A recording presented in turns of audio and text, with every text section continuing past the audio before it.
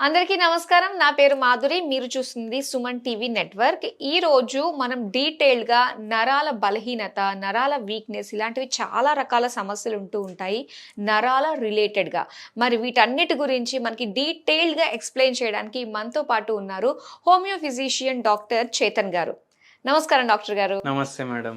Doctor గారు, నరాల బలహీనత ఈ మధ్య కాలంలో ఎక్కువ వినిపిస్తూ ఉన్నాము. అసలు నరాల బలహీనత అంటే ఏంటండి అసలు? ఇప్పుడు ఎవరికన్నా ఫీవర్ వచ్చిందనుకోండి, వాళ్ళకి జర నీరసంగా ఉంటుంది కదా, వాళ్ళు ఏమనుకుంటారు, అరే నాకు నరాలు ఎఫెక్ట్ అయిపోయినాయి అనేసి అనుకుంటారు. మళ్ళీ కొందరికి కాళ్ళు లాగడం ఉందనుకోండి, నరాల వల్లనే లాగుతున్నాయి అనుకుంటారు. కొందరికి జర ఎక్కువ యాక్టివ్ అనిపిస్తలేదు, అయితే కూడా నరాల ప్రాబ్లం అనుకుంటారు. కానీ ఎన్నోసార్లు నరాల ప్రాబ్లం ఉండొచ్చు, ఎన్నోసార్లు ఉండకపోవచ్చు. ఇప్పుడు ఒక పేషెంట్కి కాళ్ళు లాగడం ఉండే, ఇక్కడ నడుము నుంచి కింద వరకు కాళ్ళు లాగడం ఉండే. ఆ పేషెంట్ ఏమనుకున్నారు, నరాల ప్రాబ్లం ఉందనుకున్నారు. ఎక్కడ ఉంది ప్రాబ్లం అనుకున్నారు, కాళ్ళల్లో ప్రాబ్లం, కాళ్ళు లాగుతున్నాయి కదా, ఈ కాళ్ళ నరాల ప్రాబ్లం అనుకున్నారు.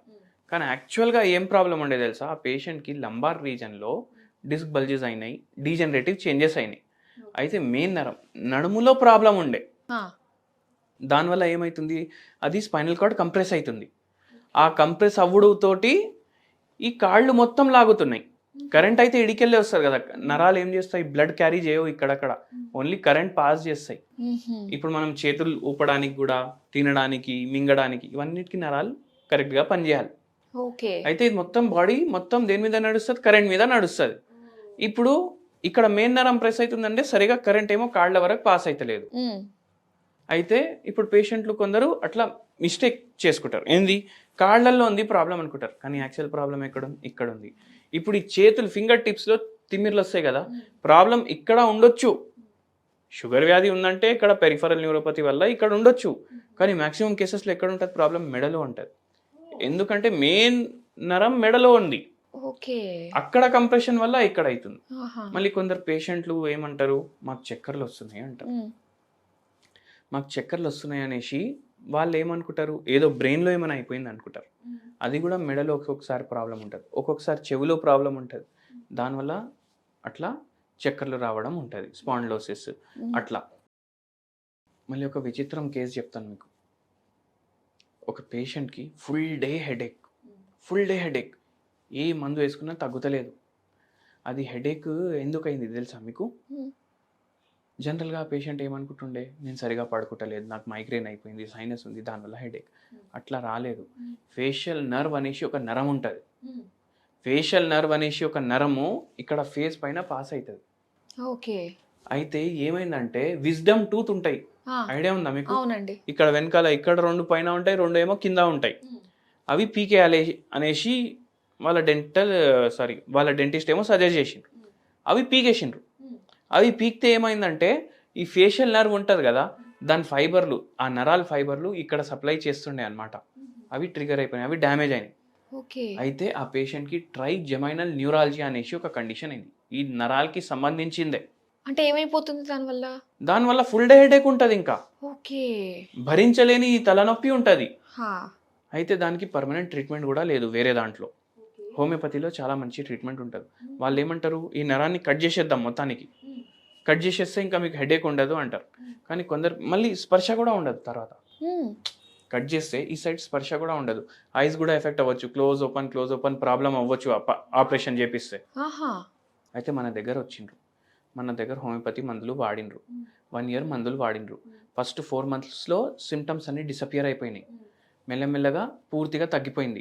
దాని తర్వాత 1 year తర్వాత మనం హోమియోపతి మందులు కూడా ఆపేసినాం. ఎందుకైతే ఈ నరాల ప్రాబ్లమ్స్ అంటే ఇట్లా ట్రూత్ ఎక్స్ట్రాక్షన్ వల్ల కూడా నరాల ప్రాబ్లం అవ్వచ్చు.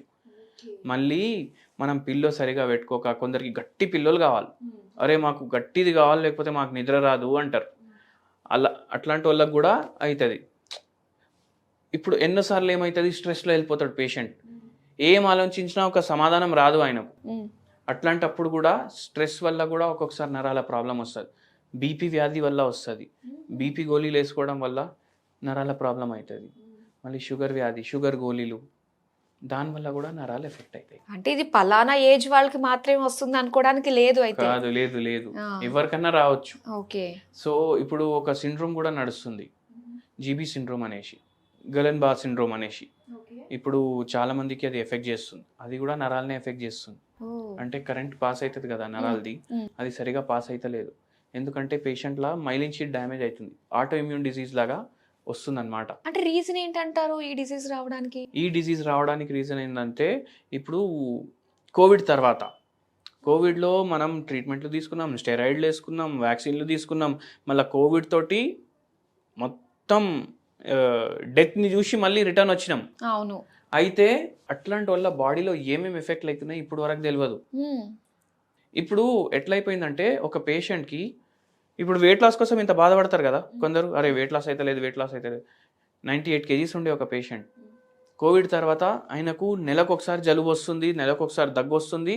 ఇప్పుడు 70 kgsకి వచ్చేసిండు ఆయన, ఏం చేయకుండా. అంటే ఏ బాడీలో ఎట్లా ఎఫెక్ట్ అవుతుంది మనకు తెలియదు ఇప్పుడు వరకు. అయితే దీనికి క్యూర్ అంటే ఎలా చేయగలం అంటారు మన దగ్గర? హోమియోపతిలో మేమేం నమ్ముతామంటే రోగాలు వేరే వేరే కాదు. ఇప్పుడు దెబ్బ కాళ్ళలో తగిలింది అనుకోండి, కాళ్ళ దెబ్బ గట్టిగా తగిలింది, బాగా బ్లడ్ వచ్చింది, సూచర్లు వేసిండ్రు, వోండ్ హీలింగ్ అయినప్పుడు వరకు మనకు జర నీరసంగా ఉంటుందా లేదా? ఉంటుంది. మళ్ళీ మనం స్పేర్ పార్ట్ లాగా ఓన్లీ కాళ్ళని ఎందుకు ట్రీట్మెంట్ ఇవ్వాలి? మనిషికి ట్రీట్మెంట్ ఇవ్వాలి, అవునా కాదా? ఇప్పుడు ప్యాన్క్రియాటైటిస్ అయింది అనుకోండి, ప్యాన్క్రియాస్లో ఇన్ఫ్లమేషన్ అయింది, దాంతో కడుపు నొప్పి అయితే ఉంటుంది, బాడీ మొత్తం కూడా ఎఫెక్ట్ అవుతుంది కదా, అనీజీ ఉంటుంది బాడీ, ఏ పార్ట్లో ప్రాబ్లం. ఓన్లీ ప్యాన్క్రియాస్కి ట్రీట్మెంట్ ఎందుకు ఇవ్వాలి? రూట్ కాజ్ని మనం ట్రీట్ చేయాలి. సో అందుకే మనం పేషెంట్లతోటి గంటలు కూడా మాట్లాడతాం. ఇప్పుడు ఒక పేషెంట్కి డిప్రెషన్ ఉండే, యాంగ్జైటీ ఉండే, దాంతోపాటు ఆ పేషెంట్కి మోకాలు నొప్పి ఉండే, మళ్ళీ ఆపరేషన్ కంపల్సరీ చేయించుకోవాలన్నారు. కానీ అది సమాధానం కాదు కదా. మనం పేషెంట్ తోటి మొత్తం మాట్లాడి మైండ్లో ఏం ప్రాబ్లం ఉంది, బాడీలో ఏం ప్రాబ్లం ఉంది, పేషెంట్ ప్రకృతి ఎట్లుంది, ఇవన్నీ చూసుకొని మందిస్తాం. మీకు మేమేమంటామంటే రోగం వేరే వేరే రూపంలో మీ బాడీ పైన కనిపిస్తుంది, అది మైండ్లో కూడా కనిపించవచ్చు, బాడీ పైన కూడా కనిపించవచ్చు. రోగం అనేది ఒకటే, దాన్ని బాడీలోకి వెళ్ళి బయటికి తీయాలి. అట్లా మేము అట్లా చేసి ట్రీట్మెంట్ ఇచ్చి పేషెంట్లకు తగ్గిస్తాం. మళ్ళీ ఒక మంచి హోమ్ రెమెడీ కూడా చెప్తాను నేను, నరాల బలహీనతకి చాలా మంచిగా పనిచేస్తుంది. ఇప్పుడు షుగర్ వ్యాధితోటి బాధపడి నరాలు ఎఫెక్ట్ అయిన వాళ్ళు చాలామంది ఉంటారు. ఒక పేషెంట్ ఎట్లొచ్చిండ్రు, సార్ నాకు స్పర్శ తెలుస్తలేదు పాదాల కింద, నేను నడుస్తుంటే గాల్లో తేలినట్టు ఉంటుంది అనేసి అంటున్నారు. అయితే ఏమవుతుందంటే చిన్న చిన్న దెబ్బలు తగులుతాయి, షుగర్ ఏమో కంట్రోల్లో ఉండలేదు, ఆ దెబ్బ ఏమో ఇంత పెద్ద అల్సర్ లాగా అయిపోతుంది. సో అట్లా చాలా బాధపడుతుండే. మళ్ళీ కాళ్ళు లాగుడు, మెడ నొప్పి, చేతులు లాగడం, ఫుల్ డే నీరసంగా ఉండడం. ఇప్పుడు ఆయన ఏమంటున్నాడంటే, నేను రిటైర్ అయిపోయినా, నాకు షుగర్ కంట్రోల్లో ఉండలేదు, సోఫా మీద కూర్చుంటున్నా, టీవీ చూస్తున్నా, నా జిందగీ మొత్తం ఆ సోఫానే అయిపోయింది, ఇంకా లేచి ఇక్కడక్కడ తిరుగుడు కూడా నాకు అలసట అనిపిస్తుంది అన్నాడు. సరే అనేసి మనం ఒక హోమ్ రెమెడీ ఇచ్చినాం, హోమియోపతి మందులు కూడా ఇచ్చినాం. హోమ్ రెమెడీ ఏమి ఇచ్చినామంటే, మనకు దాల్చిని చెక్క ఉంటుంది, పౌడర్ చేసుకోవాలి, ఇంట్లోనే తయారు చేసుకోవాలి పౌడర్. ఎందుకంటే బయటికి వెళ్ళి మనకు దాల్చిని చెక్క పౌడర్ దొరుకుతుంది, అది 100% దాంట్లో చెక్క పౌడరేనా లేకపోతే ఏమైనా సిమెంట్ పౌడర్ కలిపేసి ఇచ్చినా మనకు అర్థం కాదు. దాన్ని అడల్ట్రేషన్ ఆఫ్ ఫుడ్ అంటారు. ఎట్లా అంటే ఇప్పుడు మనం రెడ్ చిల్లీ పౌడర్ కొంటాం కదా, దాంట్లో బ్రిక్ పౌడర్ కలుపుతారు బాబోయ్. అయితే అందుకే మనమే తయారు చేసుకోవాలి. ఓకే. ఇప్పుడు మీరు బయటికి వెళ్ళి ఈ మిరపకాయలు ఉంటాయి కదా, డ్రై మిరపకాయలు, అవి తెచ్చి పౌడర్ తయారు చేసుకొని చూడండి, మార్కెట్ నుంచి పౌడర్ కొనేసి చూడండి, ఏది ఎక్కువ ఎర్రగా ఉంటుంది చూడండి. మన ఇంట్లో చేసింది అంత ఎర్రగా ఉండదు, అది కుంకుమలాగా ఉంటుంది. కుంకుమలాగా ఉంటుంది. అది ఎందుకుంటుంది? దాంట్లో కలర్ ఉంది, లేకపోతే దాంట్లో ఇంకా వేరే ఏమైనా ఎడిటివ్స్ ఉన్నాయి. సో అందుకే ఇంట్లో తయారు చేసుకోండి, పౌడర్ తయారు చేసుకొని 1 pinch తీసుకోవాలి. 1 pinch అంటే ఇట్లా చుంటి పట్టుకున్నట్టు ఇట్లా తీసుకోవాలి. తీసుకొని వేడి నీళ్ళు వేయాలి, దాంట్లో కొన్ని తులసి ఆకులు దంచేసి దాని పేస్ట్ వేసేయాలి, కలుపుకోవాలి. డైలీ మార్నింగ్, డైలీ మధ్యాహ్నం, డైలీ నైట్ 3 times తాగాలి. దీంట్లో అడాప్టోజెనిక్ ప్రాపర్టీస్ ఉంటాయి, యాంటీ ఇన్ఫ్లమేటరీ ప్రాపర్టీస్ ఉంటాయి. ఇవి ఏం చేస్తాయి, జర ఇన్ఫ్లమేషన్ అవుతుంది కదా, నరాలు ఎఫెక్ట్ అయినాయి, అవి జర తగ్గడానికి హెల్ప్ చేస్తుంది. మళ్ళీ ఆక్సిడేటివ్ స్ట్రెస్ అనేది ఉంటుంది, అది తగ్గించడానికి హెల్ప్ చేస్తుంది. సో ఈ పేషెంట్కి కూడా చెప్పినాం, మళ్ళీ హోమియోపతి మెడిసిన్ కూడా ఇస్తాం. అట్లా ఆ పేషెంట్కి రివర్స్ అయింది. సో మీకు కూడా నరాల ప్రాబ్లం ఉంటే ఇట్లా ట్రై చేయొచ్చు. ఓకే. అంటే నరాల ప్రాబ్లం మనకు ఉంది అని డాక్టర్ని కన్సల్ట్ అవ్వకుండా మనమే ఎలా మనము చెప్పేసుకోగలుగుతాం అంటారు? అది ఒక లాస్ట్. ఇప్పుడు మనం చెప్పుకోవాలంటే కష్టం. ఎందుకంటే ఎన్నోసార్లు డాక్టర్లకే ఏం రోగం ఉంది అర్థం కాదు, ఇన్నేళ్ళ చదివిన తర్వాత, ఇన్నేళ్ళ ప్రాక్టీస్ చేసిన తర్వాత.